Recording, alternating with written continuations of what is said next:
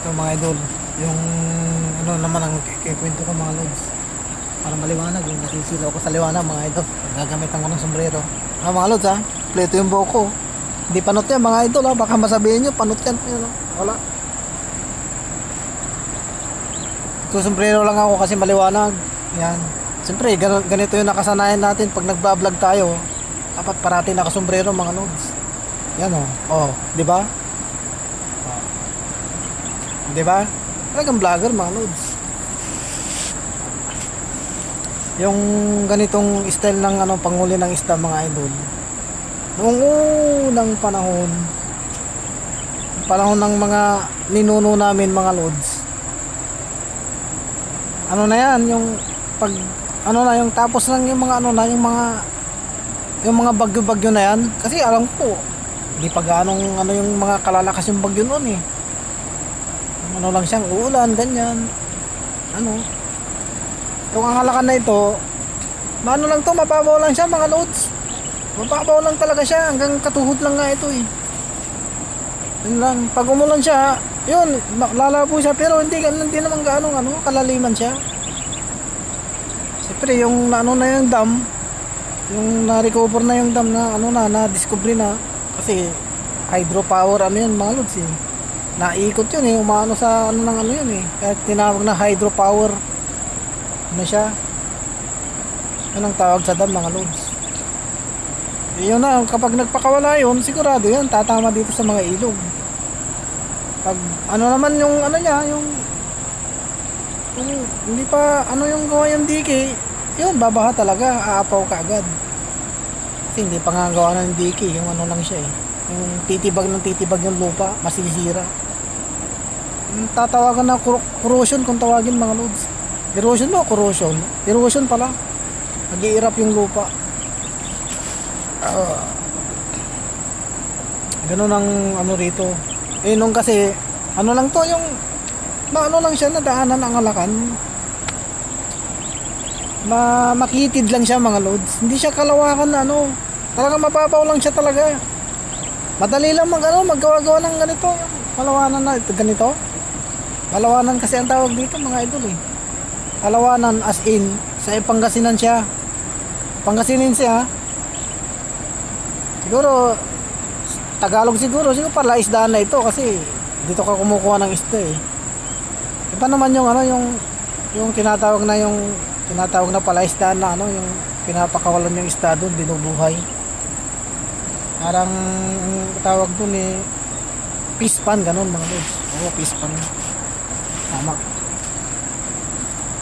Ito kasi inuhuli mo rito mga lods yung talagang ano siya yung mga wild siya mga lods na walang ano sa kanila, walang nagmamayari mga idol.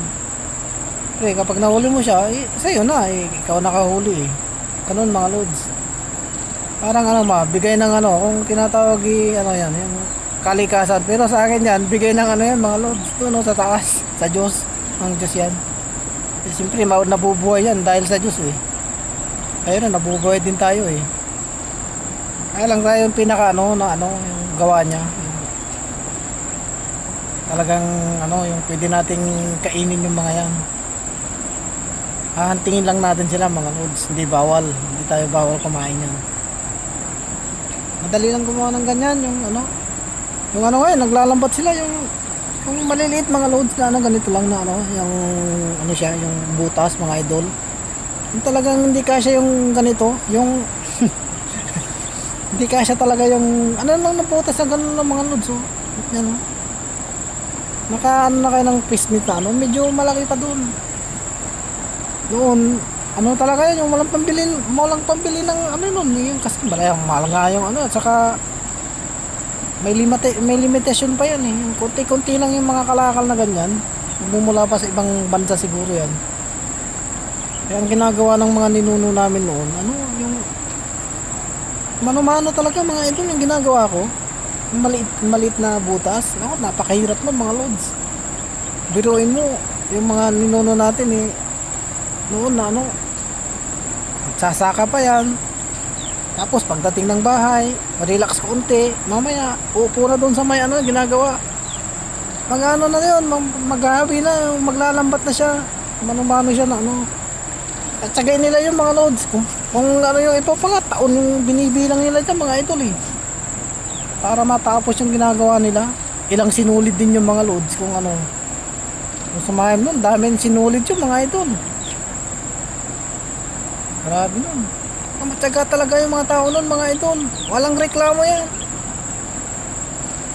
Sila nagre-reklamo. Hindi na katulad ng ganito mga loads. Mga reklamo ng tao ngayon mga loads.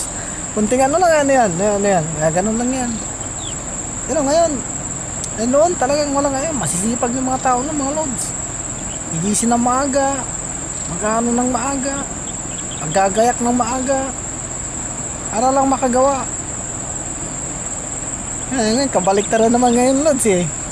Yung iba ngayon, ano na, alas 10 na, nakahilata pa dun sa atin. Sarap pa ng tulog eh. Lalo na pag aircon. Sarap. Katulad ngayon, noon na talagang kaya noon mga lods eh, ang haba ng buhay ng mga tao mga lods eh. Kasi nga na-exercise sila yung talaga yung na-exercise sila, gumagawa sila, pinapawisan mga lods. Papaano ng pawis.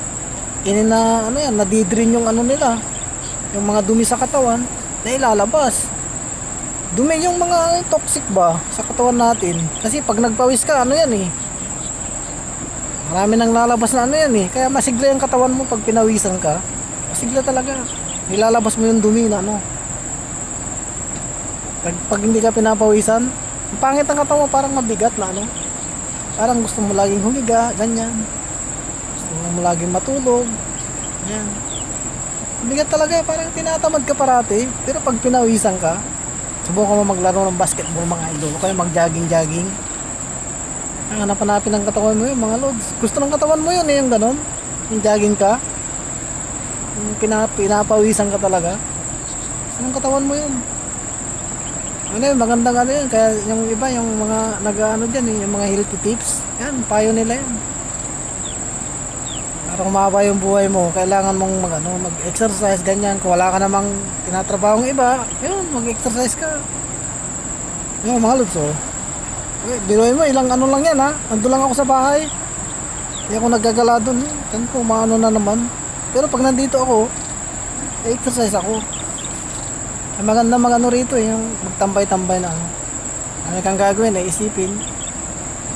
Doon naman sa bahay, ano yan, yung mag-ano ka, yung magsisipak ako ng kahoy, mga loads yung silang gamit ko. Yun. Mga magagandang ano, gagawing pang exercise mga idol. Para sumigla yung katawan. Balik na tayo sa Palawanan mga lods. Ano na naman kung ano nang pinapapasok sa isip ko mga idol eh. Yan.